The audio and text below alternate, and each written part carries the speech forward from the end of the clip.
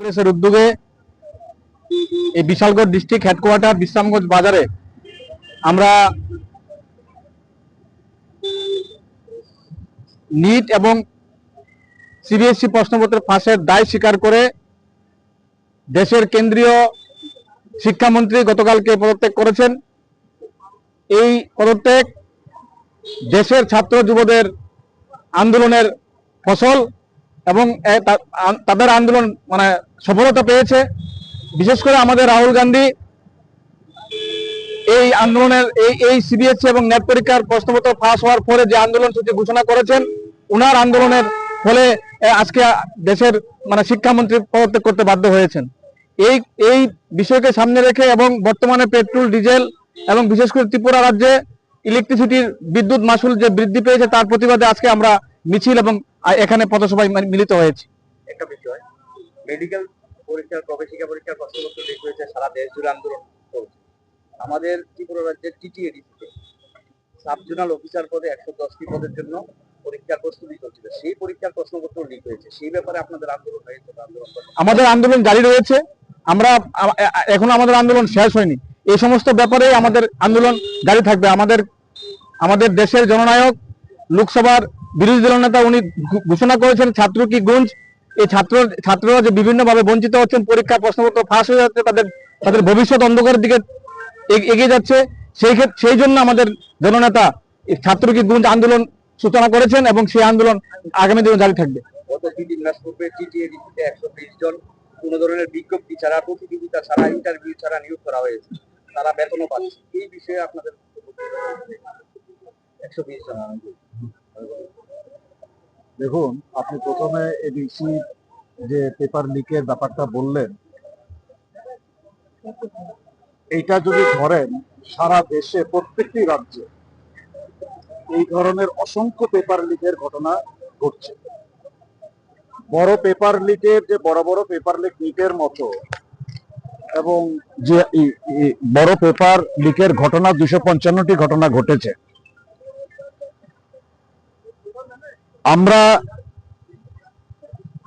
নিটের paper লিকের বিরুদ্ধে জননেতা রাহুল গান্ধীজি বিগত মে মাসের শুরু থেকে আন্দোলন শুরু করেছেন এবং সেটা দিল্লি থেকে শুরু হয়েছিল এনএসইউআই আমাদের ছাত্র পরিষদের আন্দোলন দিয়ে, এবং পরবর্তী সময় ধাপে ধাপে আমাদের ছাত্র কি গুঞ্জ যেটা কোটা শহরে হয়েছে রাজস্থানে, এবং তার পরবর্তী সময় যেটা হাজারো প্রচেষ্টা বাধা দেওয়ার প্রচেষ্টার পরেও যেটা আমাদের দেরাদুনে সফলভাবে সংগঠিত হয়েছে, এবং আস্তে আস্তে সেটারই প্রভাব সারা দেশ জুড়ে শহরে শহরে যন্তর মন্তরে এবং সারা দেশ জুড়ে ছাত্রদের যে একটা আন্দোলন সেটা একটা বিশাল রূপ একটা ধারণ করেছে, যার পরিণতিতে আমরা দেখলাম গতকালকে নানান তালবাহানার পরে শিক্ষামন্ত্রী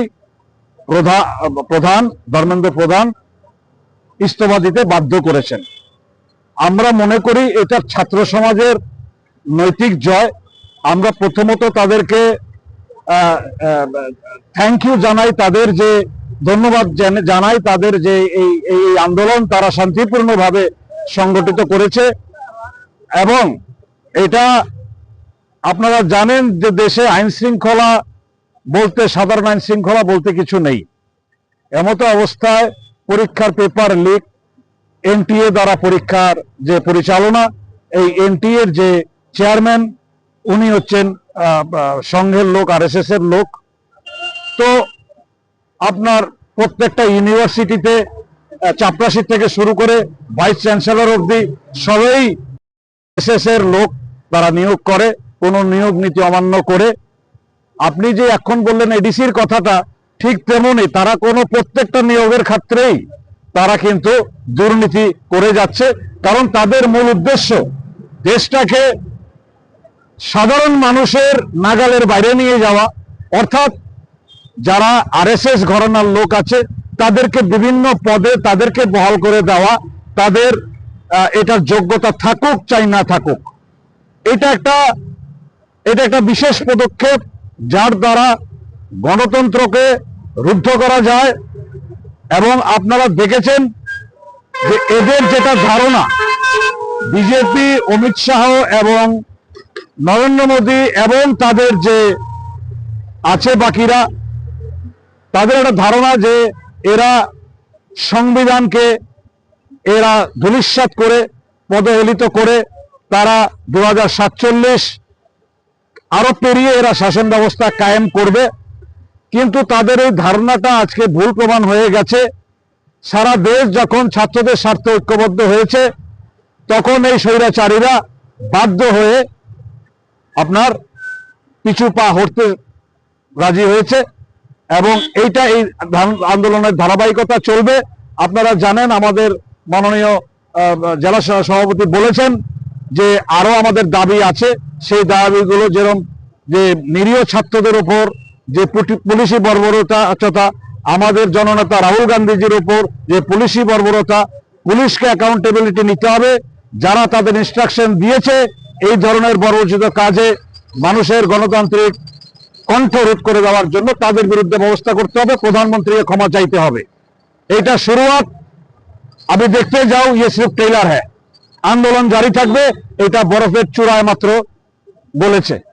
এখন এই ধরনের আন্দোলন, কারণ আমরা জানি আন্দোলন করেই এদেরকে রাস্তায় নামাতে হবে, এদের আসল জায়গাটা এদেরকে দেখাতে হবে। তারই উদ্দেশ্যে আজকের এই কর্মসূচি। আমি